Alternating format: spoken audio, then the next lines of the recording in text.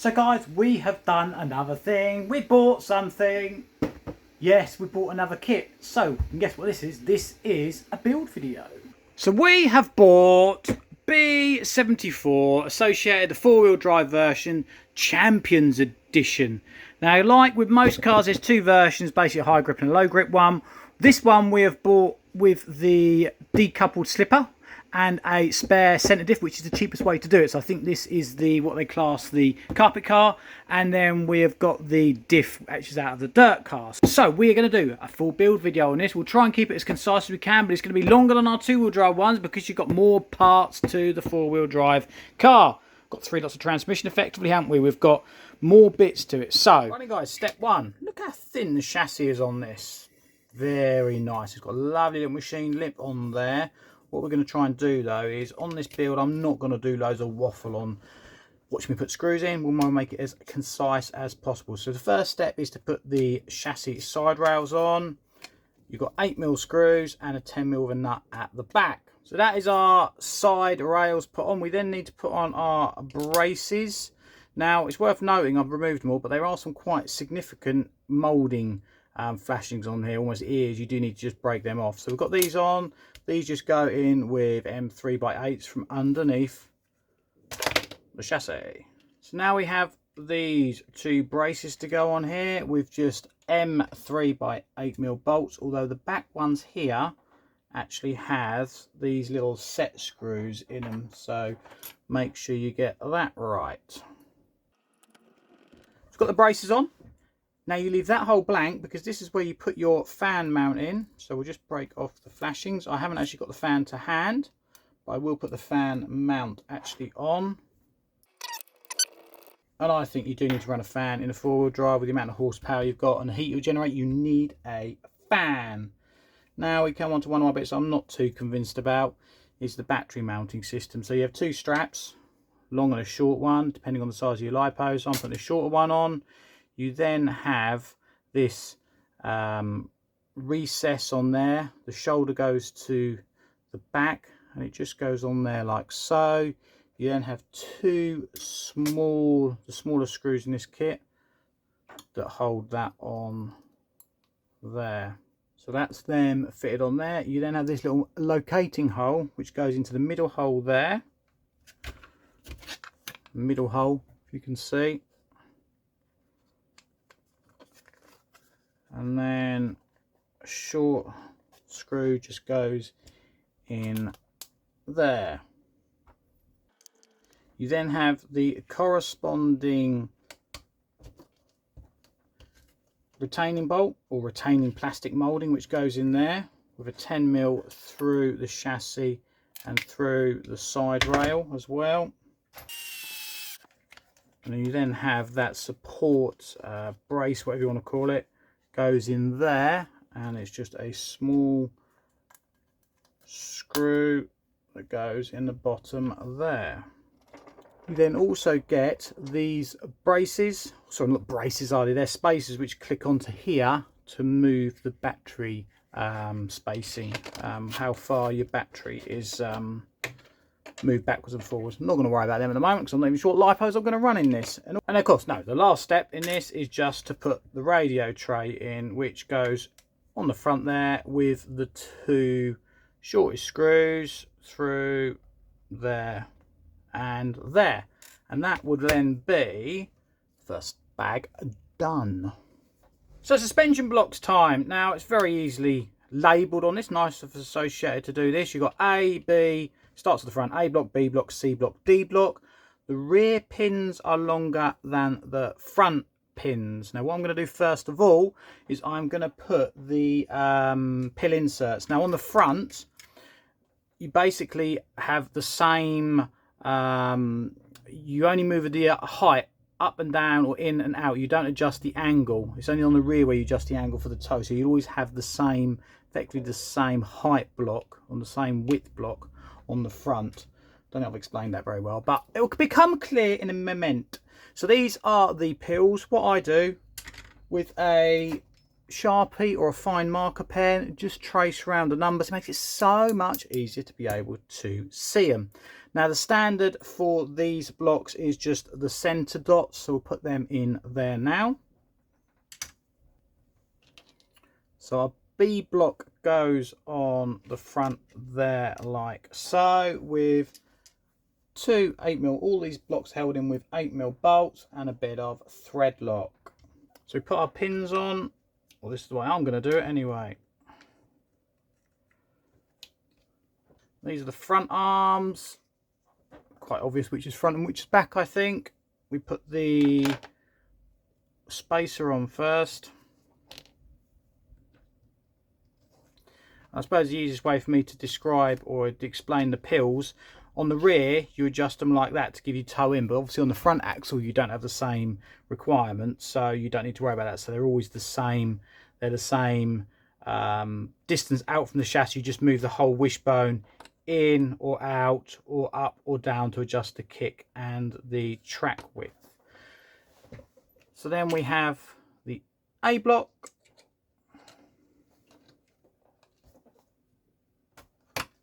And then on the front we have this little spacer that goes over it.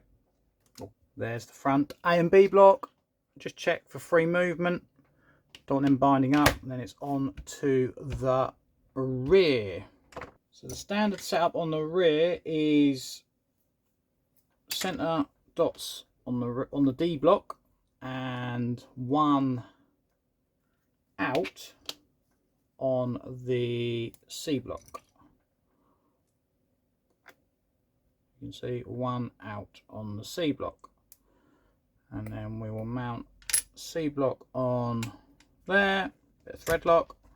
So before we put the rear wishbones on, we need to put in the mounting set screw, which Associated love to use rather than a screw. I don't know if it's better or not. These wishbones can actually go on either way. You've got two holes and one hole. I'm going to use them this way, and you need to leave an 11mm mount of thread showing on here. So there are wishbones. We then just need to put the pins on. Again, make sure you haven't mixed them up with the fronts, because the rears will go in the fronts and fronts will go in the rear, or won't go in the rears, vice versa. One will go one way, one won't go the other, so you soon know if you've messed it up. Wishbones on there, D block on the back. As you can see, we've got, that gives you your toe in, so on the back you do actually have the toe in, but the front you don't worry about it. And then just two 8mm bolts with a bit of thread lock. Suspension done. What we are going to do, guys, we are going to do an updated one of these setup boxes. This is one we do for the two-wheel drive. And what we will do, we'll have all these parts, we'll have extra spaces for the extra pills and the likes, so that you can put all your setup things in one nice, easy setup box. If you want one, find us on Facebook, Team RC 3D Prints. We will be on eBay. I'll leave a link down below for the eBay item, or drop us a message on here or whatever, and we'll find us that way. So here we come on to a messy part, diffs. You've got two of these, front and rear. Both exactly the same, so we'll just show you building up one. 15k is what they recommend to put in it. Don't know whether that's anywhere near the right order for what we're going to run. It's not a setup video, this is just a build video. We have also got some black lithium. No, was it? No, the black's not lithium, is it? Or the black grease, whatever we use. So, first stages are, oh, we haven't got the drive cups. They're the drive cups. So, we need to put these O-rings in to our two halves of our diff. Recommends using plenty of this black grease. It seals and sort of lubricates the O-ring. I put the O-ring on there first, and then that passes into there. I'll do it on the other half as well, the gear side. Put that through there. Just wipe off the excess.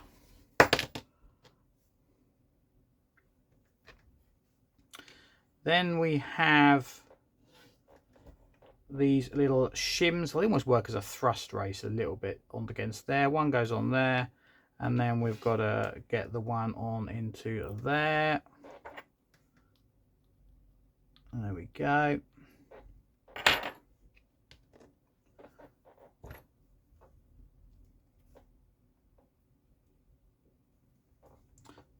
then we have the pin to go through there. Let's do the easy half first.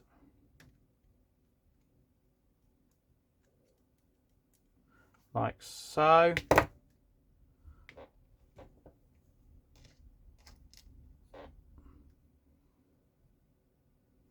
Then we have to get the one into here as well. It's not too tricky. In fact, I went in there really easily. Now what I do before I put the, what was that, the sun gear on, I actually just put a small amount of oil, if we can get any out, on there, just so it lubricates that behind there. If we're using thick oil, it doesn't always perhaps get behind there very well. And the same on this one.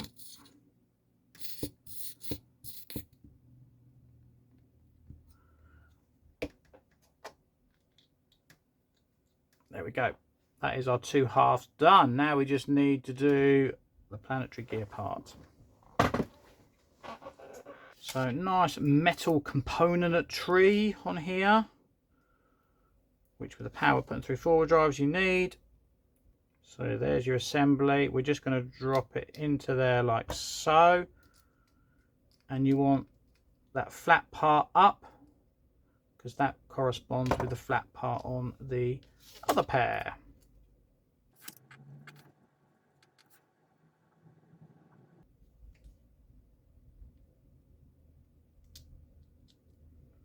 And I'll just spin that round so they're sitting on there like so, and that is diff made up. These diffs go together really nicely. So filling the diff. Now in the manual it does say about weighing this. Now I'm not going to do that, because in the field when we're at the track I ain't going to be bothering to weigh these diffs, and then it just gets tricky weighing them, I think. So all I do is just cover the cross pins nicely. But what I do is you need to let it all just settle for a minute. I don't know if you can see, that's already starting to sink down, so we'll just put a little bit more in there, and I will leave that to settle just for a few minutes, and we'll be back to put it together.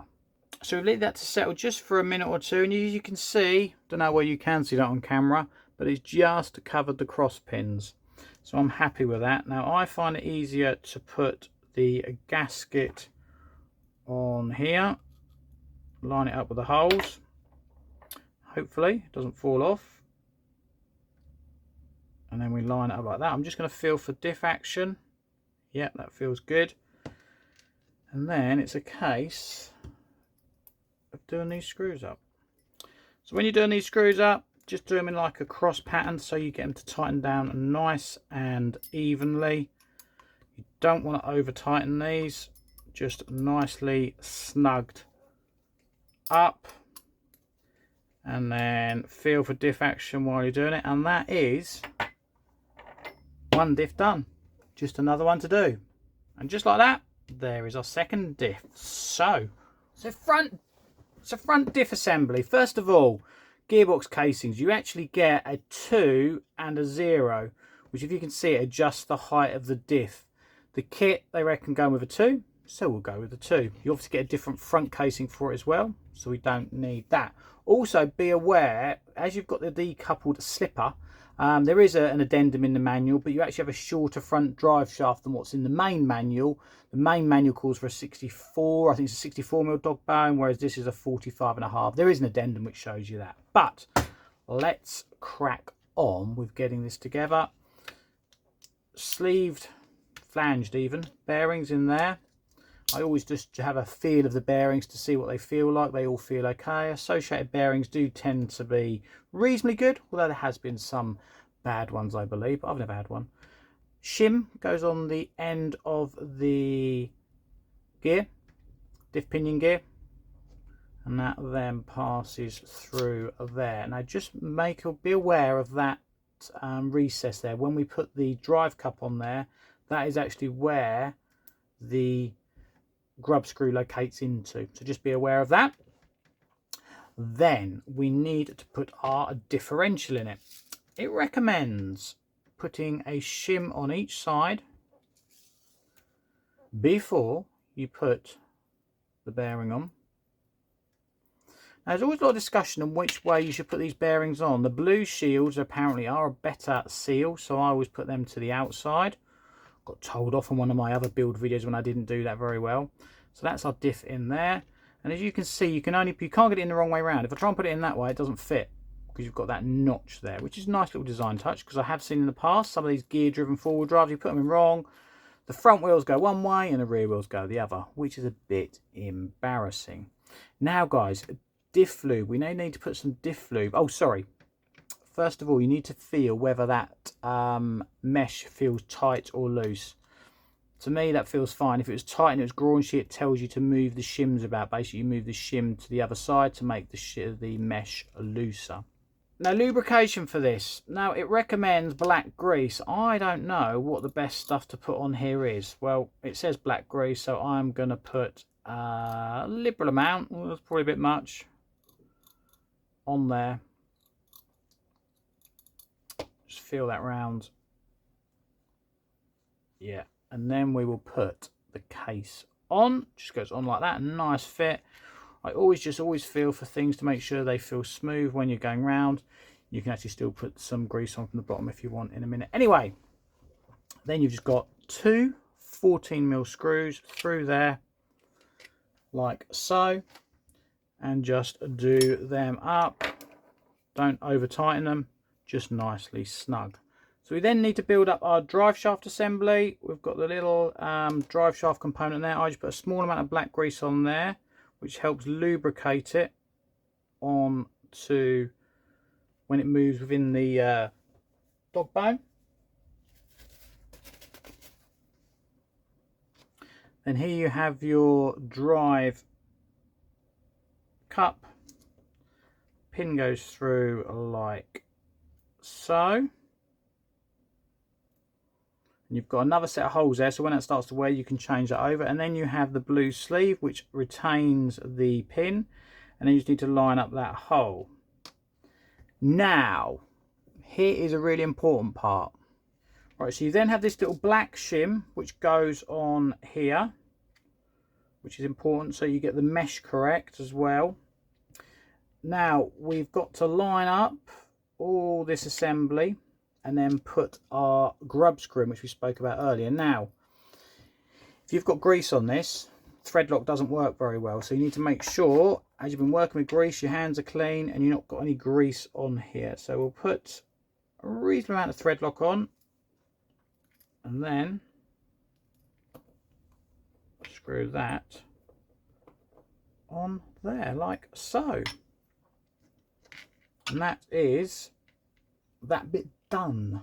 Before I do this step, guys, real apology. I put these on, well, schoolboy error. I realised what I'd done, but I didn't show on camera. This black shim is the one that goes inside the diff casing, and then the silver one goes on the outside there. That then sorts out your mesh.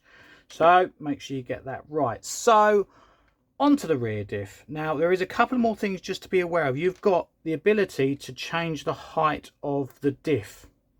But to do that, you need to make sure that all the numbers, because you've got an insert for here and you've got inserts that go on here. They give you two different sets. I'm going to do it as kit, which is 2. So all the number 2s have to match. If you can see, I don't know if you can see on camera, there's a 2 there. So that needs to go on there like that. And then we will put our diff with the black shim in there.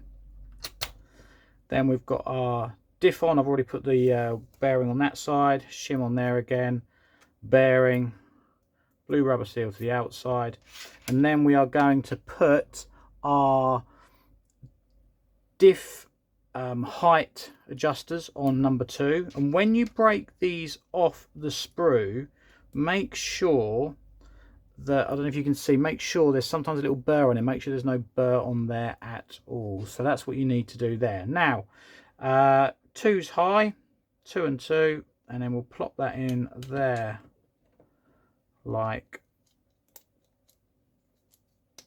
so. You can then feel it. Again, it tells you to move those shims about if you're spacing, if you're not happy with the mesh, or if it feels tight. That feels okay to me. You can just check the backlash. There's a small amount of backlash there, We can then put the, we just want to put some lubrication on there if we want to. Well, we should do, shouldn't we? Not if we want to, we need to. We need to put some lubrication on there. Just work that round. What a mess of that I have made. I'm sure you guys could do lots better than that. Then we put the diff case on, and it explicitly says in the instructions here to be very careful when doing these screws up. Don't strip them. Now if you're using a power driver like I am, I've got it set on the, well, I did have, got it set on the minimum torque settings, and I always finish it off with a hand driver. So there we are, that's just them 4 10mm bolts snugged up on there, not over tight. See how that feels, and then we are back to doing our center drive shaft. Again, it's the longer drive shaft you've got in the kit. It's exactly the same process as the front. Pin goes in there somewhere. Sleeve over. Silver washer on there. And then grub screw. Don't forget to thread lock it. I know I haven't thread locked it. I'm going to remove it in a minute and thread lock it off camera, and that is the rear done. So now it's just a case of mounting our lovely transmissions to the car. Really easy. Same process front and back. You've got two 12mm, only 12mm, I think they're 12mm bolts that go into the top, which lock into these chassis braces.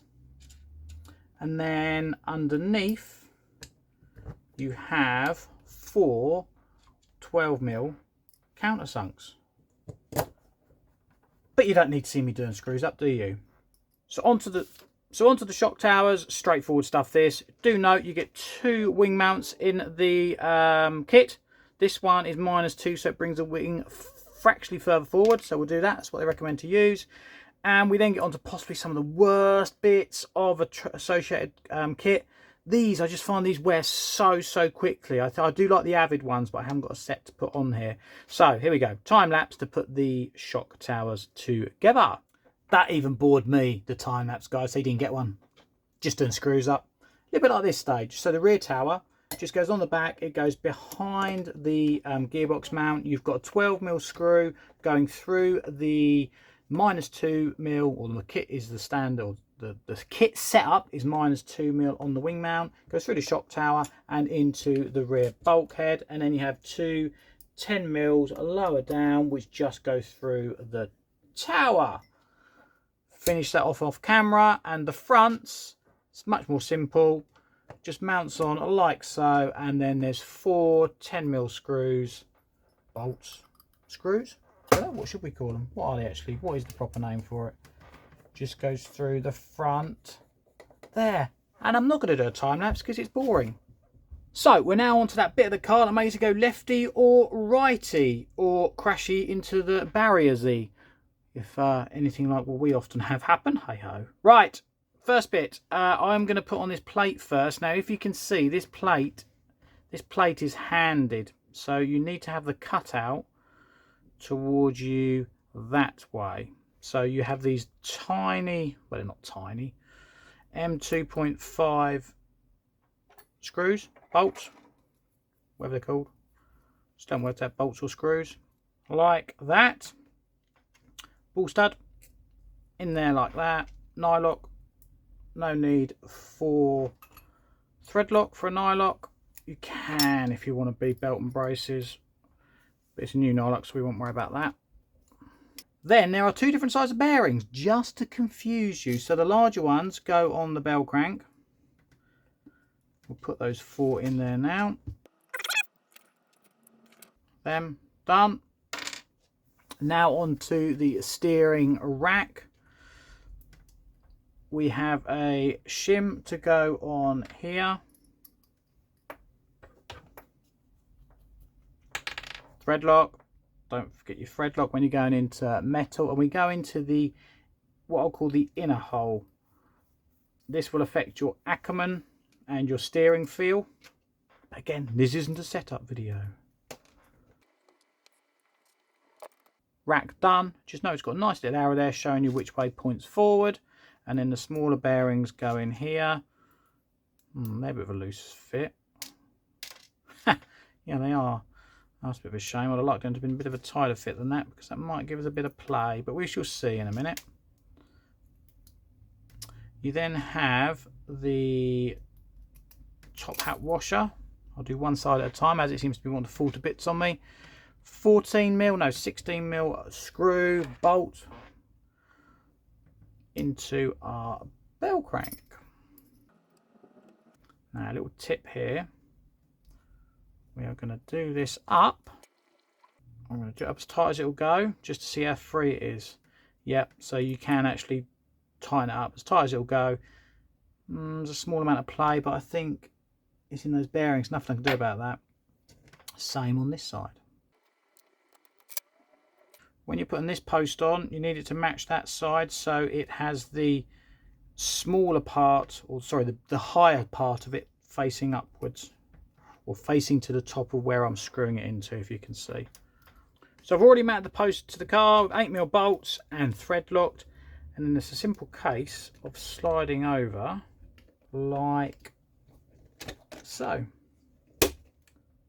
Nice and smooth and silky, and then you just have this body support which goes on there. Small amount of thread lock on them, and that acts as a brace for the steering as well. Right guys, front drive shaft assembly or front axle assembly. You'll see nicely it does actually give you your lefts and your rights on here, so hopefully you shouldn't get it mixed up. First things first, put the steering plate on. Again, this is a tunable option. It has a +2, which again affects the Ackerman and those sorts of things. That's on there. You then have the longer ball stud, goes through the steering plate facing upwards. Then put the bearings in, and on this assembly you have a crush tube, so basically these bearings don't get squashed and mangled if you have a big crash. That goes in the center there like that, and the other bearing goes over there like so. We then have these top hat washers. The smaller one goes in the bottom, bigger one in the top. This affects the height of your axles. Then you have your caster block. Well, I call it a caster block anyway. The longer screw goes with how you've got the bigger top hat. So if you change that around at all, you need to change your screws around. And what have I not done? I haven't thread locked that. You are correct. I will do that off camera. It's easier to do off camera. And then we need to thread lock this also.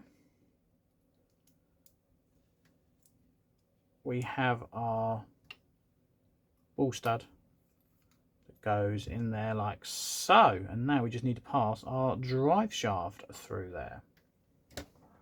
So a little bit of grease, same as when we done the center drive shaft. Put that one on there like so. Wipe off too much of the excess, line up the hole, pass our pin through. Then we have to put this cap over, otherwise your drive shaft assembly will fall to bits. And then pass that through there, check everything moves freely, pin through the drive shaft like so, hex on, and then if I can find it, smallest stupidest screw to go in the hex. And do not over tighten these, because these strip really easily. In fact, I did a video on just making these slightly stronger, and that is it. Look how little thread there is on there. Got to make sure we've got the right wheels on there. Rear axle assembly. Doesn't this look simple? First things first, the axle insert. This adjusts the height of the axle in the car for tuning aids. We're going to just do the standard, which is +2, and there's a little number on there which you can see where that goes. Next one, we're just going to put the top link mount on there. Make sure you get that the right way round. It's got a slight curve on it, and the standard way is to put it on like that with a 1mm washer on here. I'm going to thread lock them in a minute. You know me and thread lock, don't like thread locking on camera. Don't know why. Makes it quicker for you guys to see it. Then we've got the ball stud that goes in the top here. 2mm spacer on there. Make sure you don't use anything longer, because if you make it longer, or if you take that 2mm spacer out, use a shorter ball stud, because it will foul this bearing that we're now putting in there. And you won't realise, and your axle will lock up, or it won't run smoothly. So we're then just putting the bearings in there. And that's the axle pretty much done. Just need to do the drive shaft. Ever so simple. A little bit of grease on our barrel.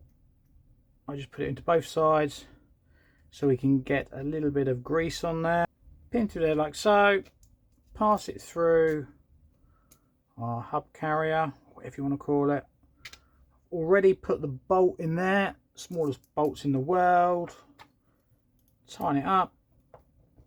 I'm going to thread that on off camera, and that is our rear assembly done.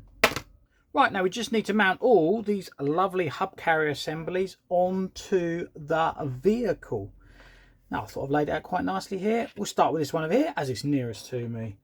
Don't actually need to slide the drive shaft in, but we will. And then you've got these little washers. Now I think the kit setup is, yeah, in the middle. I'm going to go in the middle, so you have one spacer. Then you put your hub carrier in.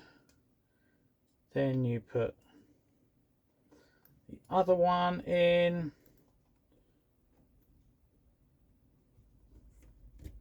Bolt through. As ever, we'll always check that everything's free. And then we will do that up. Because that's a shoulder bolt, you can do that bolt up as tight as you, or as tight as it will go. Within reason, you don't need to crank it up silly tight. Now on the front here you have this little groove, which that grub screw goes into the bottom of your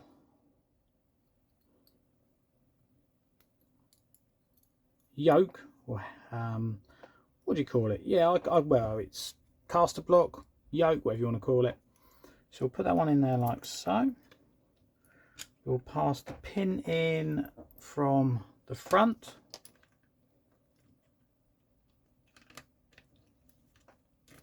Like so. And then thread lock. Yes, I haven't thread locked it, but you would need to thread lock this. And that is that side done. Just got to do the same with the other side. Right, so turnbuckles. This is the bit I hate the most on these cars because it's just a pain in the bum to do them all. But what I do, I have a little tip. What I do, I tend to use a drill and I run them up first in a drill to get the threads cut. And I've got a little 3D printed thing here which helps me do that. So that ball joint socket sits nicely in there. I have seen people putting things through there like that to hold them. Oh, don't do that. That just makes them sloppy. So I've laid them out here, so I've got them the right hand. I have the notch to the left, so I know moving one way makes them shorter, one way longer, and you need to make sure you get the orientation of these parts right, because they are the ones that are handed. So what I do, a little bit of grease on there, and this particular one is a left hand thread, so it's, don't do it too fast because you don't want to create too much heat in any of this. And then just repeat that for all of them, then make them up to length. And you don't need to see that, do you guys? So guys, here we the decoupled slipper. Basically this allows the front and rear to slip and drive at slightly different rates. Never put one of these together before, so let's see what we've got. So we've got this shoulder you've got to put on here. Apparently there's two grub screws to secure it, which are these two. Going to put them in loose just for the moment because I think that's where you adjust the drive to the rear of the car. In fact, that's a fraction tight. Right, then we have the spring. I have actually laid out here so it looks like it's how it goes together. We then have the square. You can see there's a square profile there that goes onto there, so that locks onto there. We then have spur gear, goes on there like so. Make sure that's located. We then have the back drive plate on there like so. We then have a hole I don't know if you can see that, can you? Hole there, which lines up with that, which that pin has to go through. Oh, like so. So that's that, and then we have a little grub screw.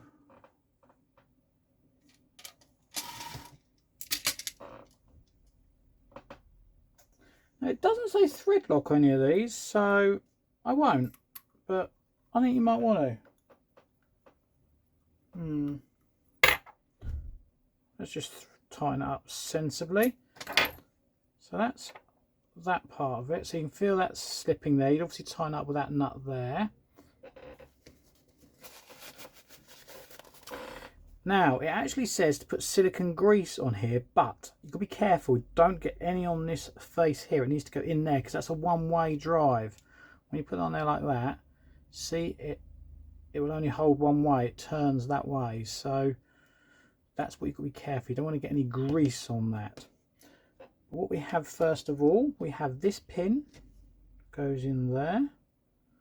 We have the slipper plate, which is a bit loose, but I assume it's going to work. And this is the bit you don't want to get any grease over. On there like so.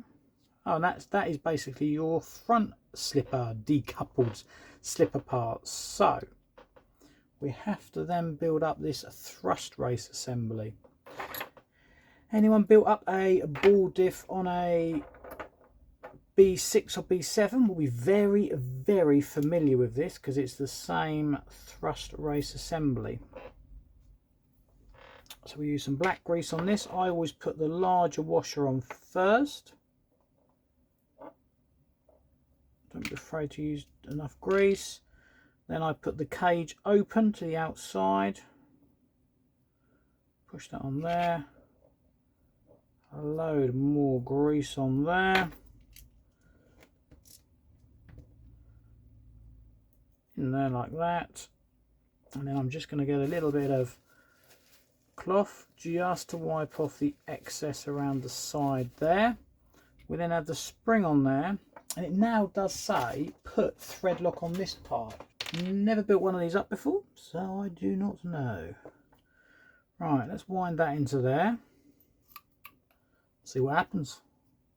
There is a measurement from the top of the nut, sorry, the top of the head of the bolt to the top of the drive is 8.3. So let's get the old verniers out and see what we've got. 8.6, so we're a little bit more than that. Feels quite loose. That feels very loose, in fact. Oh well, we'll see. We'll get it built up and see what that feels like when we've got it on the car. And then you've got to set the, which is the rear distance, which is a distance between that plate there and there of 2.1 mil. Well, I can see that clearly isn't 2.1, so we need to tighten that up. Back off these grub screws. Obviously, you can use the grub screws as a way to turn it, can't you? I wonder if I can even get my verniers in there. God, we can't, not barely. I'm going to have to estimate it. It needs to be a bit more than that. I can see a 3D tool being used here. Right, what we got there? It's about, yeah, I'd say that's about right. 2.1, I think that's about right. Get that on the car, and that will be part of the testing. Oh, there's a bearing. Where's the bearing go? Bearing goes on the front there like so. So now we just need to get this centre diff in. First of all, let's get the motor mount on. Have to admit the manual isn't 100% clear on this part, but then we'll put that bit on.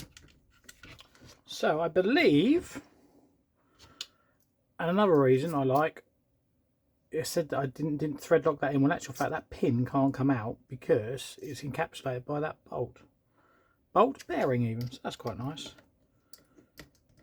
So theoretically, it should go in like that, shouldn't it? Yeah. Brace on there. Oh, I see. So that goes on there like so. Then we have that on there. Oh, I see, like that. And then we put these bolts in here, like so.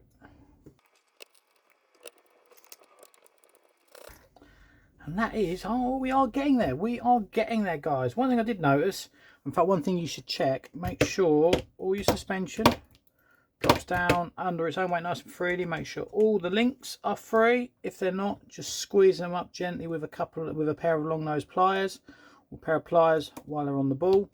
And I don't know if you can see on camera, what I do, I make the links up even, so they're even on there where all the threads just disappeared. Then I adjust them to the correct length on the car. Then that way you've got equal amounts each side to the length they recommend. Now I've done the recommended length for the steering, which is 20 point something, but we've got huge amounts of toe in. Basically these plates are different on the new car, I believe, so these links need to be shorter, but I would check all these links anyway when we are making it up on the car. So that is that part done.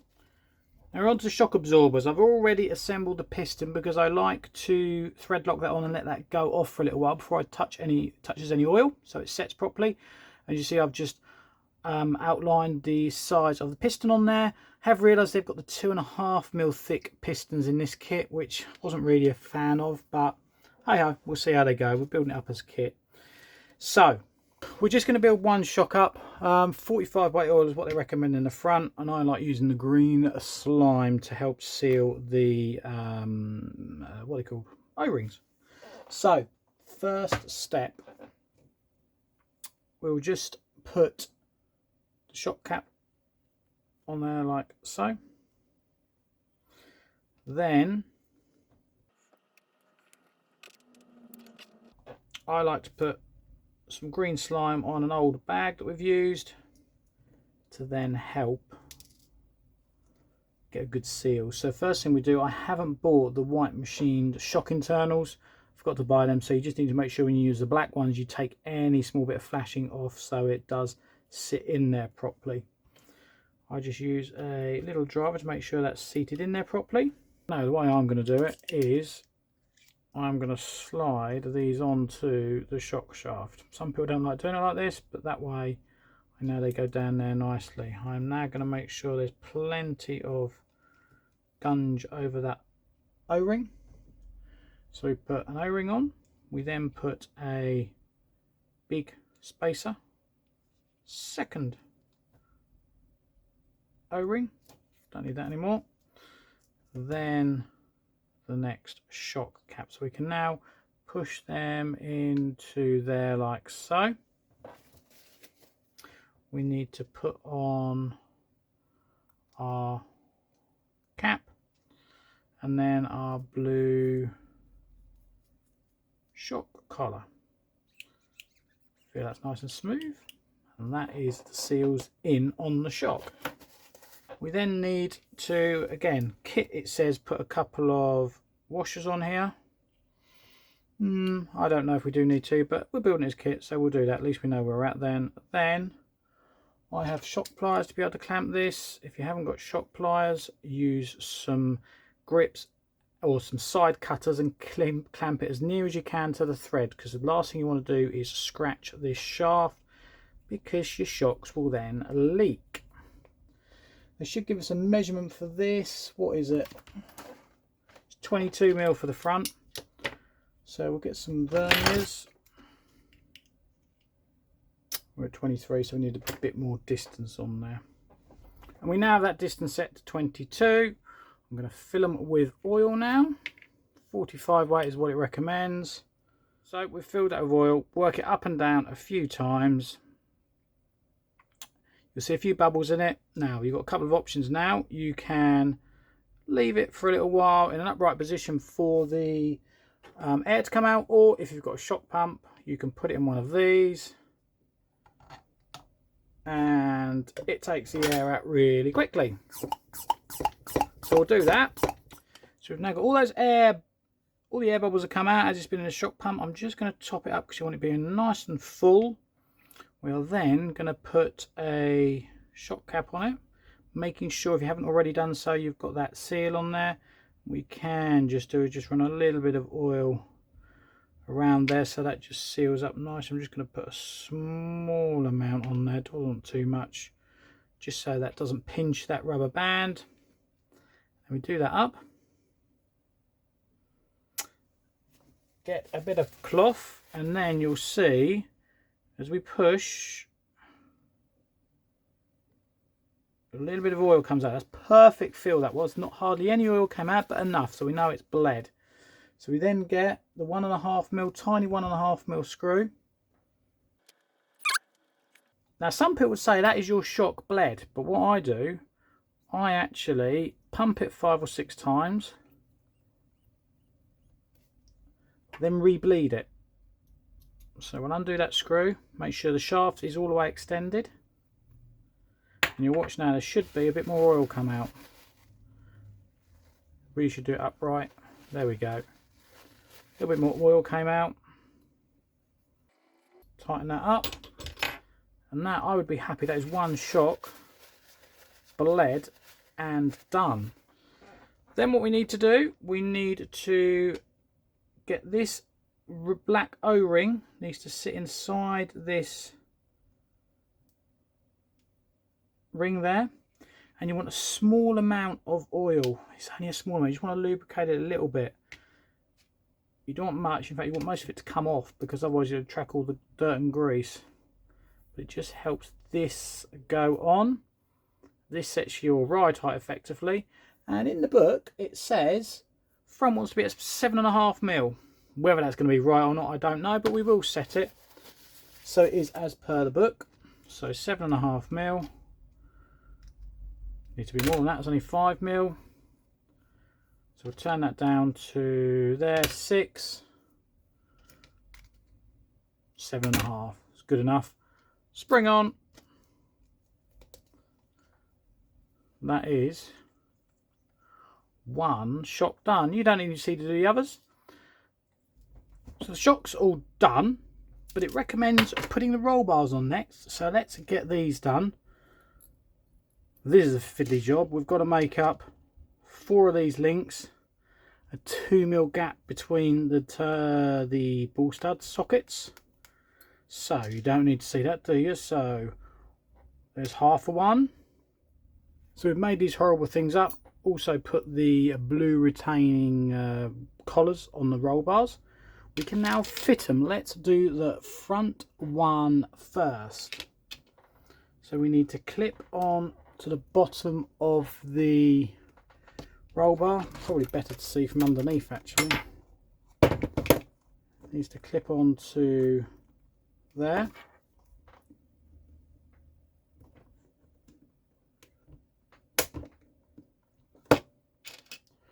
Same for this side.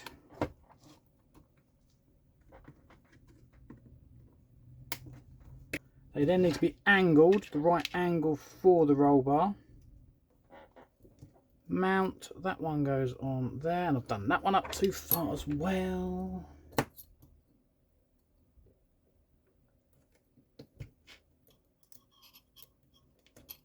There, like so.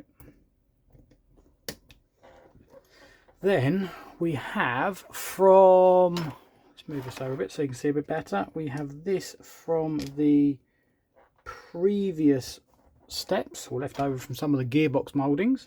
Goes on there. You have stupidly small little screws. Don't know why they put them on there. Why can't they be bigger? You then have 2 grub screws to go in here, which then holds the roll bar and stops it doing that. But it still needs to be free to move. It doesn't want to be tight. Otherwise, your suspension won't work properly. Right, guys, she is finished. I have put the shocks on.